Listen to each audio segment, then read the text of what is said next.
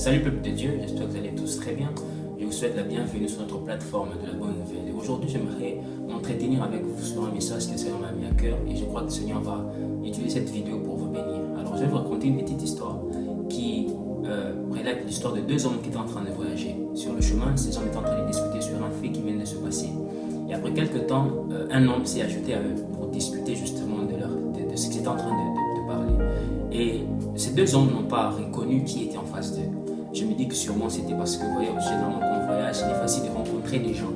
Et ils ont commencé à discuter. Et une fois arrivés à destination, cet homme, ce troisième justement, s'est décidé de se révéler à eux. Et après quelques temps, il leur a donné du pain après une prière d'action de grâce. Et pour ceux qui lisent généralement la Bible, comprendront que nous sommes dans Luc 24, où c'est Jésus qui se révèle finalement à ses disciples.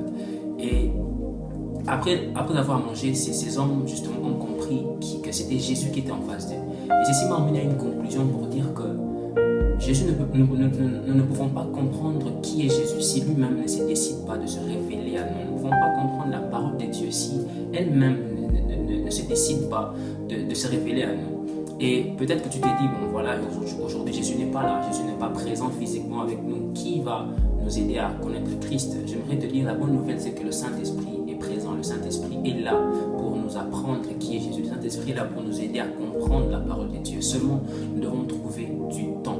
La Bible dit dans Jean 8, c'est que vous connaîtrez la vérité et la vérité vous rendra libre. Ce n'est pas simplement la vérité qui rend libre, mais c'est la connaissance de la vérité qui affranchit, qui rend libre. Seulement, nous devons trouver du temps, donner du temps au Saint-Esprit de pouvoir nous enseigner. Et vous savez, j'aime la Bible parce que lorsqu'on parle de connaître, généralement ces verbes étaient utilisés pour parler de l'intimité. Adam connut sa femme et elle avait donné un enfant. C'est que dans l'intimité, une vie peut naître. Tu ne peux pas connaître Christ, tu ne peux pas comprendre la parole de Dieu si tu ne vis pas en intimité avec la parole de Dieu. Voilà pourquoi j'aimerais prier, demander au Saint-Esprit de pouvoir t'aider, de pouvoir toucher ton cœur afin de pouvoir développer une vie d'intimité avec la parole de Dieu. Et ce que j'aime encore dans cette histoire avec les disciples, c'est que lorsqu'ils ont compris qui était Christ, ils se sont dit, lorsqu'il est en train de nous parler, nous avons senti un feu qui brûle en nous. Vous savez, l'amour de Dieu brûle en toi lorsque tu as la connaissance de Christ, lorsque la connaissance de Christ en toi grandit.